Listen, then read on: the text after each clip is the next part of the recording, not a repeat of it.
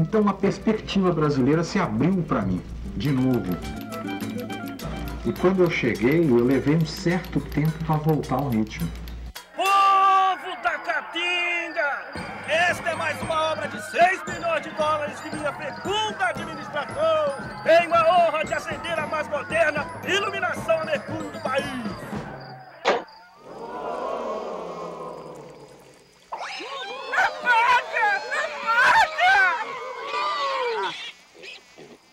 Ele foi morar lá em Natal por recomendação do João Saldanha. Aquele Brasil que não estivesse próximo dos grandes shopping centers que o mundo, Nova York, e é aí que o mundo está se transformando. Ele estava fazendo o Zeferino, que era um personagem nordestino, e ele queria estar mais próximo das origens de tudo aquilo que ele trabalhava. E aí, ele indo para o Nordeste, ele poderia pegar aquilo em loco. Até que chegou a televisão. Sumiu todo mundo das ruas, as pessoas começaram a se transformar. Já que o Brasil está todo ocidentalizando, São Paulo está mais ocidentalizado que os outros lugares e as coisas estão funcionando. O Rio, eu não estou entendendo. Eu não consegui ficar no Rio.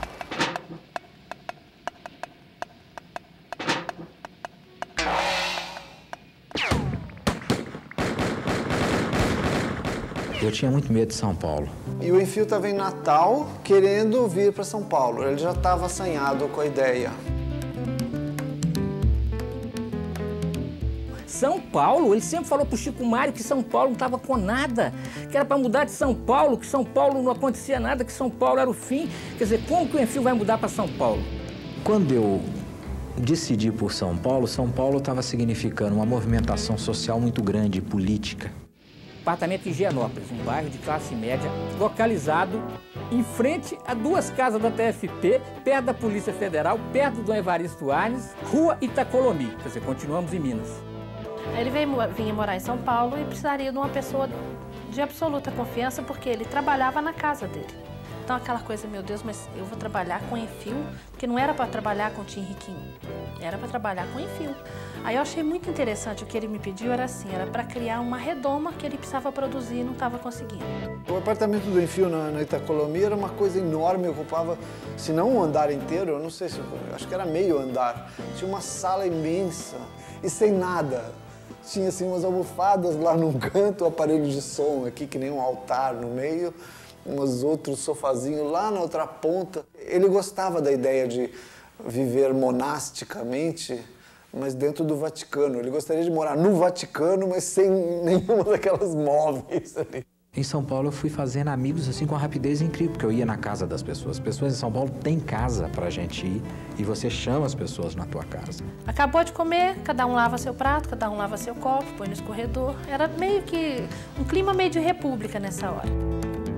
Eu tive uma vontade enorme de participar, de ter um trabalho menos isolado. Não havia condições. Uma delas era agora desenho animado e programas humorísticos de televisão, teatro, o que fosse, que eu poderia trabalhar com mais gente. A gente sentava para fazer Tempestade Cerebral e ele fazia a tempestade dele sozinho. A gente ia tentando se agarrar nas cordas ali. Eu atendia telefone e tinha que dizer que ele não estava, se ele estava trabalhando. Às vezes eu falando que ele não estava, contando uma história triste, ele na minha frente, rebolando, desmunhecando, fazendo macaquice. E eu segurando ali, né? Eu lembro de uma cena até hoje que eu nunca vou esquecer, que é ele enchendo o saco do Nilson. E ele ficava fazendo assim, o Nilson, vai, desenha. E ficava atrás do Nilson, que nem um demôniozinho, né? Aí ele pegava, de repente, a mão do Nilson e fazia assim. E falava, não para, continua daí. E aí ficava aquele desenho estranhíssimo, todo cortado assim. Ele ensinava a gente a mexer com acasos, com inesperados e com coisas, e respeitar o efeito dessas coisas também. Eu usei naquele Piratas do Tietê, em que eu faço uma homenagem para o Enfio, uma imagem mais ou menos assim, que é o fantasma do Enfio segurando minha mão e passeando pelo estúdio todo. Era meio essa ideia, né?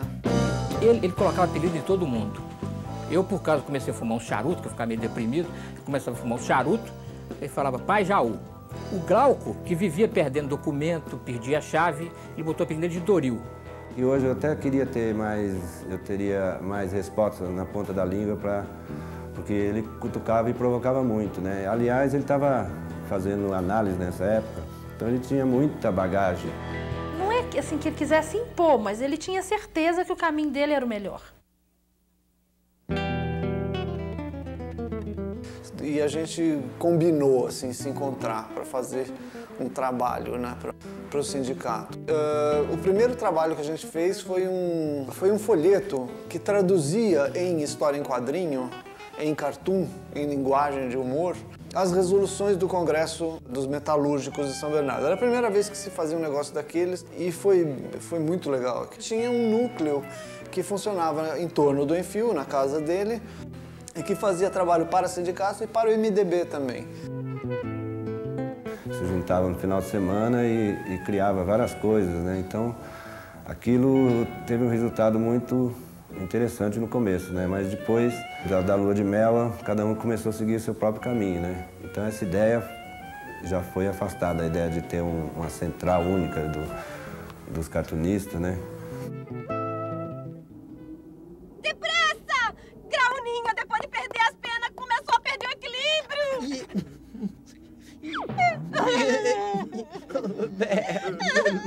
E a gente não pode fazer nada. Pode dar comida pra ela. Lá vem você de novo com esta mania de distribuição de renda. E a...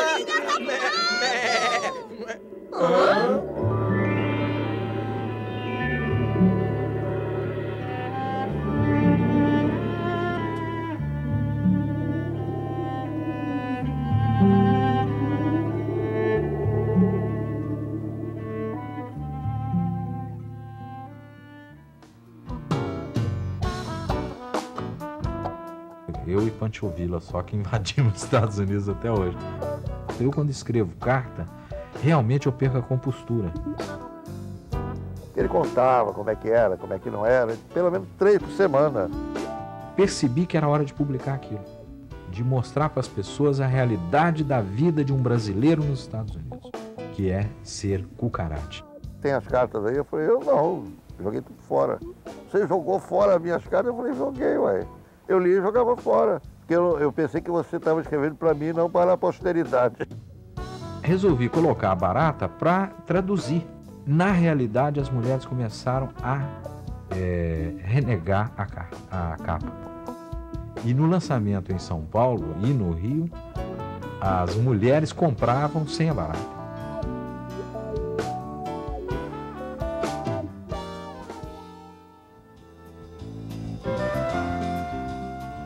É o traço vivo, é o traço vivo.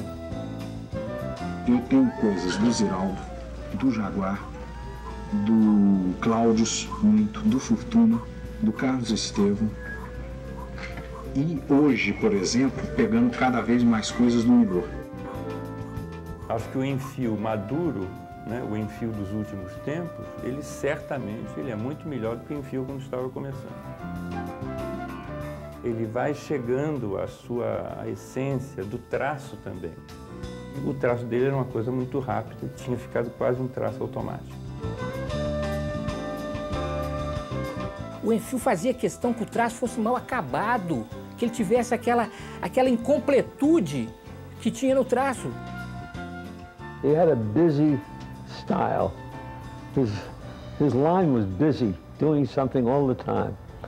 And his characters are able to evoke an internal emotion. It's very unusual, and I think the man himself, obviously, was internally very emotional.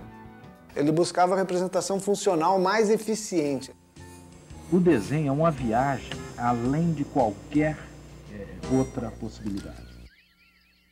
Que é o seguinte, o desenho é mágico. De cara você já é especial. Você desenha e faz uma coisa mágica. Esse ato mágico de desenhar dá uma distância com as pessoas.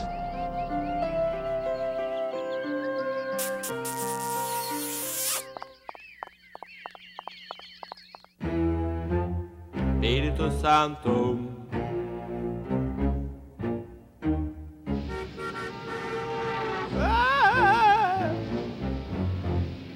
Espírito Santo.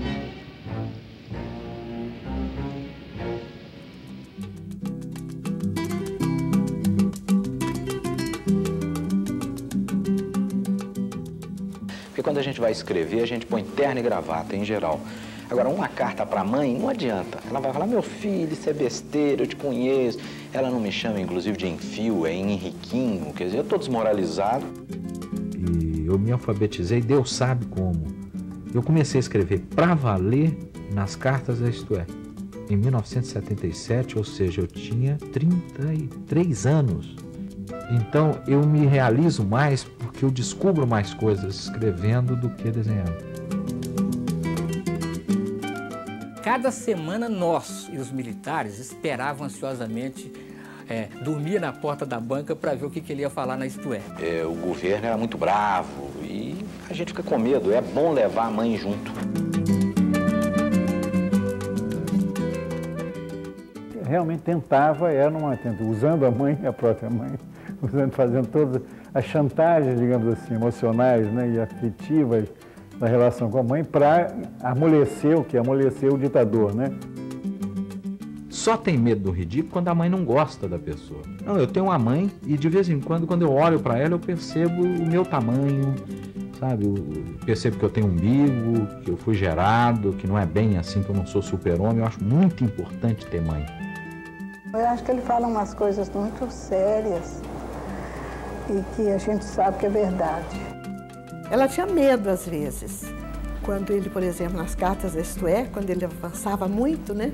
Ele falava muita coisa, ela telefonava para ele, meu filho, você ficou louco, você falou tal coisa, não pode falar, você vai ser preso, não pode, tem paciência, não faz isso não, ficava nervosa. E a mãe tinha um filho que estava exilado.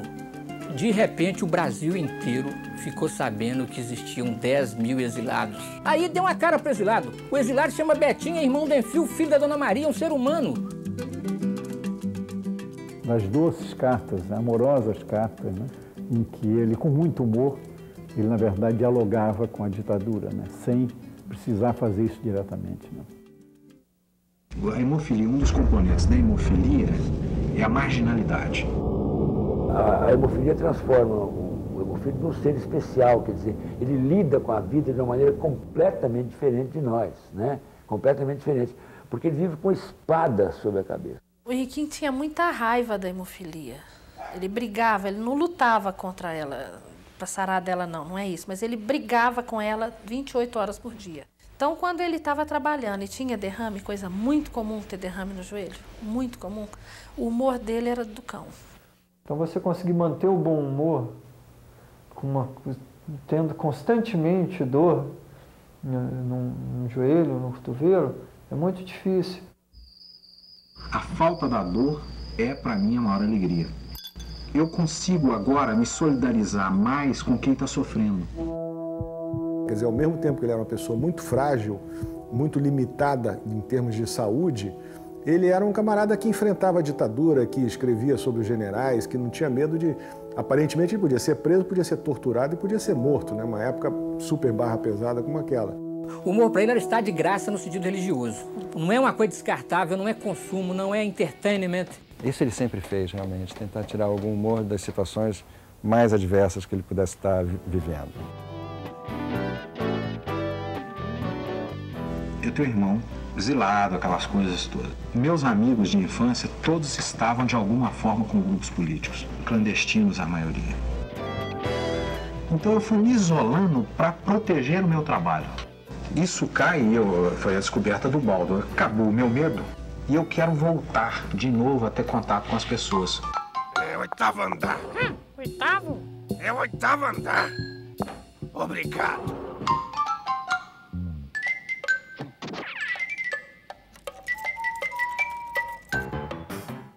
O personagem, o Baldo Paranoico, foi uma criação a quatro mãos com Enfio e a gente já tinha há algum tempo pensado nisso. Vamos fazer um personagem juntos e tal. E na época, com aquela barra super pesada política que estava o país, todo mundo vivia na maior paranoia, né? De quem é que vai ser o próximo a ser preso. Foi o personagem que mais refletiu aquele momento, aquele clima, aquela angústia coletiva e aquela paranoia. Só que a paranoia era real, quer dizer, um medo.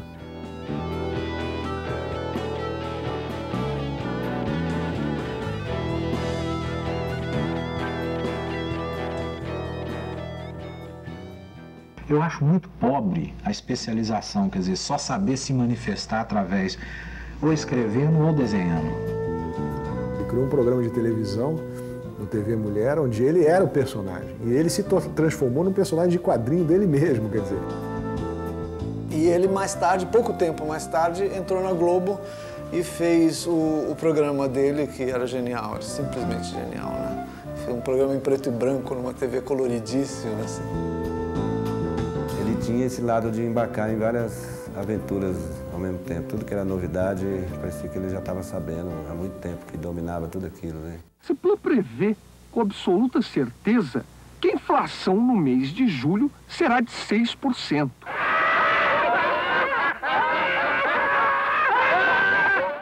A mamãe, ela trabalhava com ele na TV Globo, com Enfio, né? Na TV Globo. E a Globo mandava todo dia buscar a mamãe no dia do programa. Ela ia, arrumava direitinho, né? Perguntava que roupa que punha e tal.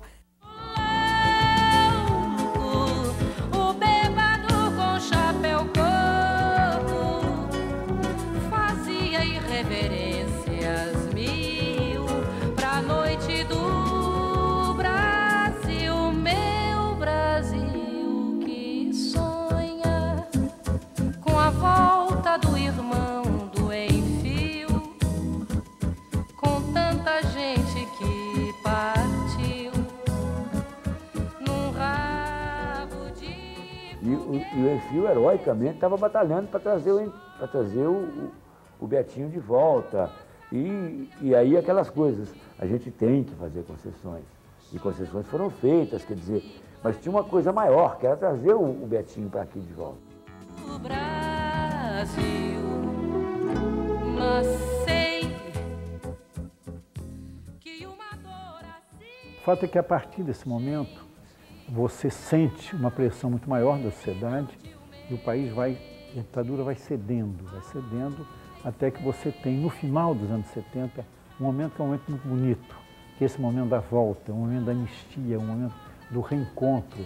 Foi uma grande festa. Eu acho que foi um dos momentos mais impressionantes, assim, de alegria cívica, né? Quando o Betinho voltou, eu fiz um almoço para ele. Nós fomos esperar no aeroporto, depois fiz um almoço. Fiz um frango molho pardo. Porque era muito tempo querendo aquilo, muitas vezes achando que não ia acontecer, né? E de repente estava ali. E à noite, eles foram ao teatro ver o show da Elis, onde ela estava cantando o Bêbado Equilibrista. Porque ela tocou fundo com a alma que ela deu em todo mundo.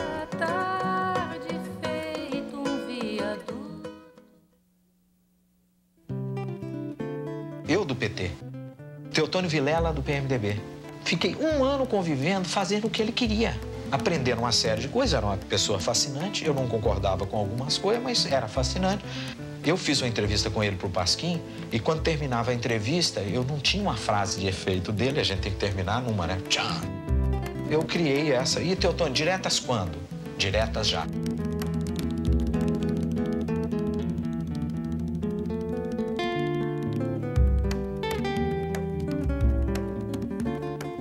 Esse compromisso com as diretas acabou lhe custando uma das coisas mais caras a ele, que era a página na Isto É. E aí, quando nós não conseguimos as diretas e veio o colégio eleitoral, o Enfio continuou não aceitando e fazendo charges contra o Tancredo, contra a ida do Tancredo ao colégio eleitoral. Eles estão sempre procurando arrumar um jeito de pegar aquilo que faz oba. Eram muito mais de oba do que de epa. Eu me lembro que no fim da vida dele, ele estava vendo o quadro político se transformar numa coisa que ele chamava de maionese. Quer dizer, eram os grupos todos se compondo de uma forma meio indecente. Aí eu sou meio cumprido na história, quer dizer, eu acredito, eu tenho esperança, eu tenho fé numa transformação do mundo.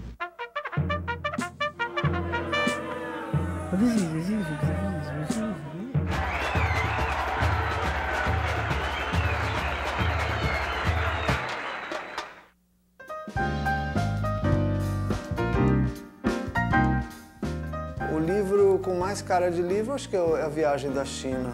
E é muito bom. E eu tive um choque muito grande de ver os cartunistas chineses, em que eles recebem o mesmo que todo mundo, primeiro.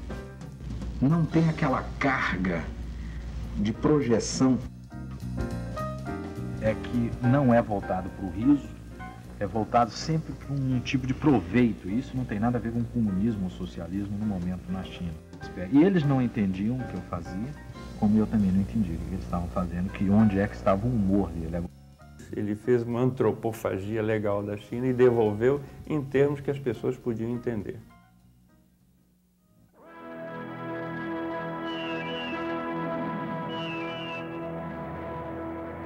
Porque o filme é a partir de uma notícia que sai no New York Times e que muda a vida de um país. Que pode ser qualquer país. Que no caso é uma ilha que tem perto de Granada, etc. Mas é um pouco em cima dessa situação da América Latina com a redemocratização das elites. Olha, do Deu no New York Times eu me lembro de algumas cenas muito loucas, entendeu? Assim, de concepção. O Enfield, eu acho que o Enfield fez o filme como se estivesse fazendo um grande cartoon, entendeu? Com a liberdade de fazer um grande cartoon. Isso era o que me impressionava. Eu estou desenhando o meu filme está todo desenhado. Agora, se ficar igual tá no desenho, vai ser o maior filme do mundo. Nós vamos conseguir 1/10 do que está no desenho.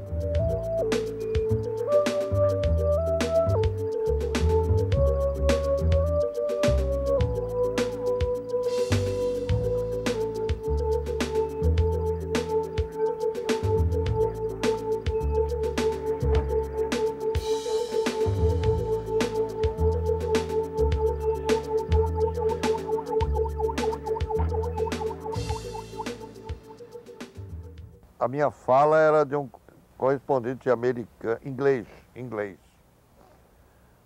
E aí eu só tenho uma fala, que é assim, e se os marines chegarem?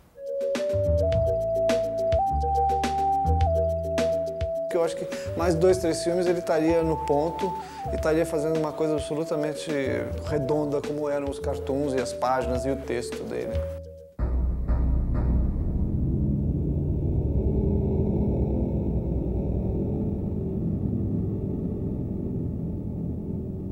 Ele nunca assumiu a AIDS. Quando deram a notícia para ele, ao contrário do Betinho, do Chico, ele pegou um jornal, foi para o banheiro, sentou na privada e ficou lendo como se não fosse com ele. Assim como ele não tomava conhecimento da hemofilia, ele não quis tomar conhecimento da AIDS. O Enfield morreu basicamente de Brasil, né? Bom, eu acho que o fato de nós termos perdido Betinho, Enfield e Chico Mário por uma transfusão de sangue contaminado, eu acho isso uma sacanagem, entende? Eu acho isso um absurdo, acho que isso é um crime hediondo, entende? Que não pode acontecer nunca mais com ninguém. Foi realmente uma perda, e é uma perda para o país, uma perda para a cultura, uma perda para todo mundo, porque você não faz o Enfield, não é assim a todo momento, né? O Enfield era uma pessoa muito especial.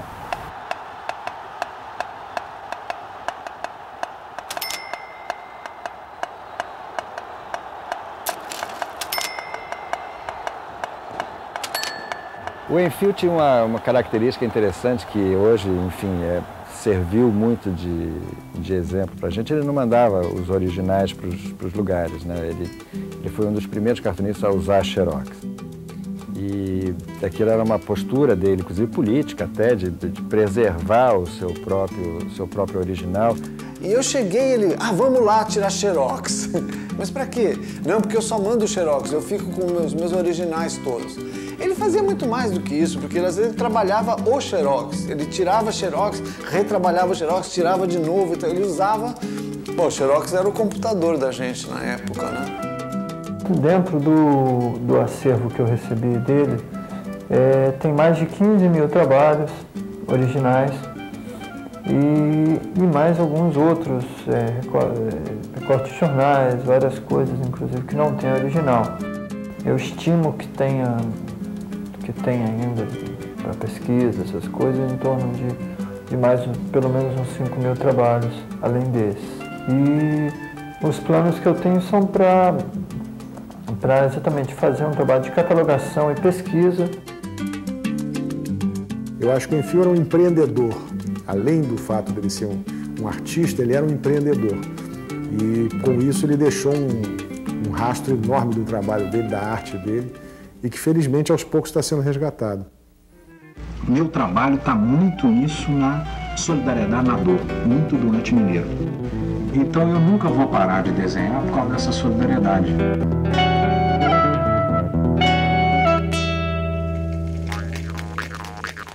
Graúna, é pra parar agora! Eu te aviso a hora. Breque!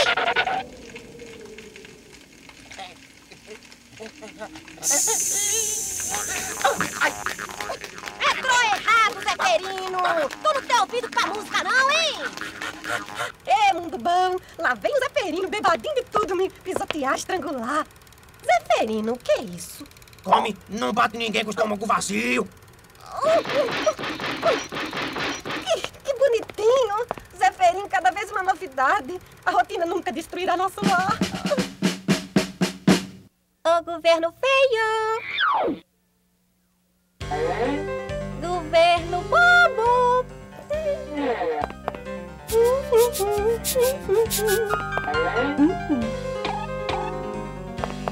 Oh, tô com saudade do AI-5. A gente brincava tanto de se esconder.